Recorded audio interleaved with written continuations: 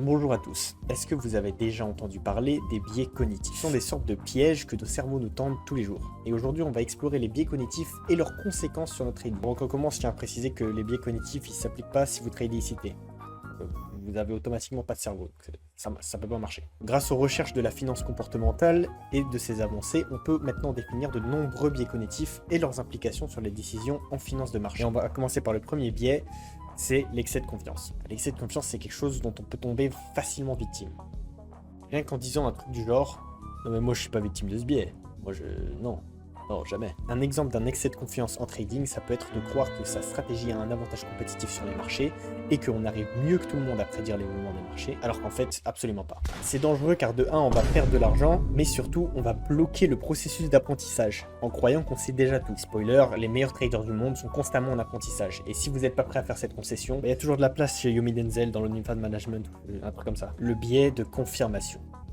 Le biais de confirmation, c'est quand vous faites semblant de faire des recherches pour appuyer votre théorie, mais qu'en fait vous cherchez et sélectionnez des informations qui confirment votre théorie en ignorant les informations qui vous contredisent. Ça s'applique en trading quand vous prenez en compte toutes les informations disponibles et que vous sélectionnez seulement celles qui s'appliquent à votre théorie et qui justifient votre prise de position. Alors, disons que vous pensez qu'un asset est sous-évalué et vous cherchez simplement des news positives sur l'asset et vous regardez seulement les métriques qui sont prometteuses en ignorant celles qui signalent des problèmes avec l'asset. Un conseil, si vous pensez qu'un asset est sous-évalué ou peu cher, 90% du temps, il y a une raison pour ce prix bas et le marché a raison de l'évaluer ainsi. Donc poussez vos recherches en prenant en compte toutes les informations négatives ou positives.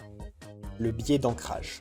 Le biais d'ancrage, c'est quand on se fixe trop sur l'information initiale pour prendre une décision, alors que des nouvelles informations cruciales viennent d'arriver. L'exemple le plus parlant que je peux trouver en trading, c'est de s'accrocher à des prix de soi-disant résistance ou support, en imaginant que le prix va suivre votre narratif et va retourner vers ce niveau imaginaire, alors que d'autres informations que vous ignorez vous indiquent plutôt que le prix va continuer de dévier. C'est un biais dangereux car ça peut faire prendre des positions pourries et inutiles. Pour l'éviter, il faut juste en avoir conscience, et c'est plus facile à dire qu'à faire. Mais essayez de toujours prendre en compte toutes les informations, peu importe le contexte.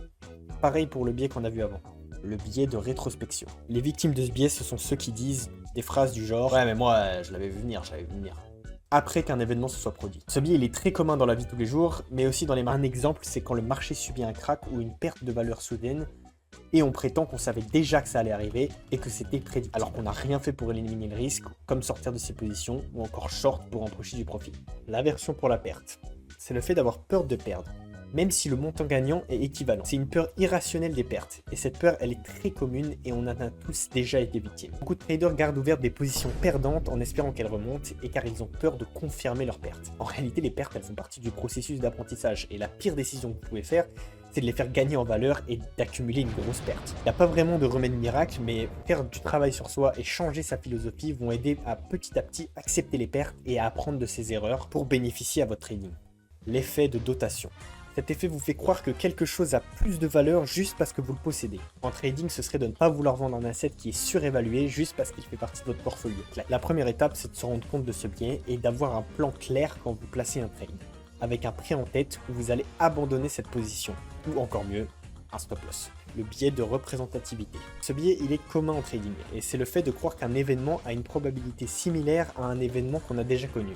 Par exemple, on a déjà vu dans le passé un asset faire une grosse baisse et ensuite remonter énormément.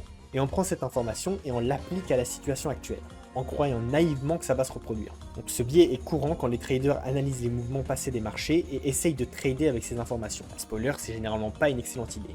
Au lieu de ça, essayez de vous poser la question de pourquoi vous pensez que ça va se reproduire et prenez en compte toutes les informations disponibles. Le biais de disponibilité. C'est le fait de surestimer la probabilité qu'un événement se produise simplement parce qu'il est arrivé récemment. Imaginons qu'un scandale vient de se produire au sein d'une entreprise de la tech, disons.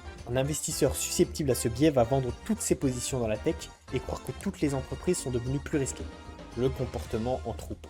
C'est un biais que tout le monde connaît et on en a tous déjà été victimes, que ce soit à l'école ou dans la vie de tous les jours. Le fait de suivre le troupeau et de faire comme tout le monde fait. Généralement, ça peut s'avérer être un bon choix. Mais en finance et en trading, c'est plus compliqué que ça. Les plus grosses bulles financières sont généralement créées par ce type de comportement, comme la bulle de la tech des années 2000. Des investisseurs novices et experts achetaient des actions de la tech tout simplement parce que tout le monde le faisait. Comme d'habitude, demandez-vous fondamentalement pourquoi vous voulez exécuter une position. Et évitez de vous faire influencer par des autres, même si c'est plus facile à dire qu'à faire. le biais d'attribution. Si vous avez déjà joué aux jeux vidéo compétitifs, vous avez forcément sorti la classique. Ouais, j'ai gagné celle-là, mais c'est parce que j'ai bien joué en vrai. Ah, mais j'ai perdu, mais en vrai, c'était pas de chance, c'était pas de chance. Et bah ça, c'est le biais d'attribution. Et en trading, c'est pareil. Les trades qui gagnent, vous les attribuez à votre talent, et celles qui perdent, bah c'est juste pas de chance. C'est dommage car ça ralentit votre progression et ça alimente la surconfiance, qui est un autre biais dangereux. C'est aussi en partie lié avec l'aversion pour la perte. Et ça ralentit le processus d'apprentissage où on est censé apprendre de nos erreurs. L'erreur des coûts irrécupérables. Les coûts irrécupérables sont des investissements qu'on ne peut pas récupérer. Bon, jusque-là, logique, hein. Mais quand un investissement perd en valeur, c'est généralement considéré comme un coût irrécupérable. Et la mauvaise décision, c'est de continuer à mettre de l'argent dans la position, simplement parce qu'on se dit « Ah ouais, mais j'ai déjà investi de l'argent dedans ». C'est ça qui transforme des petites pertes récupérables en positions perdantes massives qui vous explosent votre compte. Bon voilà, je pense avoir couvert une majorité des biais en finance et en trading dans cette vidéo. Ce qu'il faut retenir, c'est que la mentalité et le travail sur soi, ce sont des skills vraiment essentiels pour éviter au maximum les biais cognitifs et améliorer son trading. Bonne chance à tous dans vos projets, trading ou autres, et on se revoit la prochaine fois. Bye bye.